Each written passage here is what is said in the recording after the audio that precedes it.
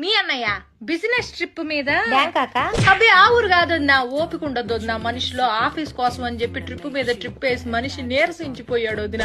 అందుకే ఈ దేశంలోనే అదేదో ఊరమ్మా గోవా వెళ్తున్నాడు ఈ మధ్యన. ఆ ఊరు కంటే ఈ ఊరు ప్రయాణం సులువుట చిటుక్కుమంటూ వెళ్తాడు వదిన. లగేజ్ కూడా పెద్దగా ఏం ఉండదు వదిన. 2 నిక్కర్లు పట్టుకెళ్తాడు. నిక్కర్లు ఏందయ్యా అంటే ఫార్నాలతో మీటింగ్ రాజ్యం మామూలు విషయం కాదు, ఫ్యాషన్ గా ఉండాలంటాడు.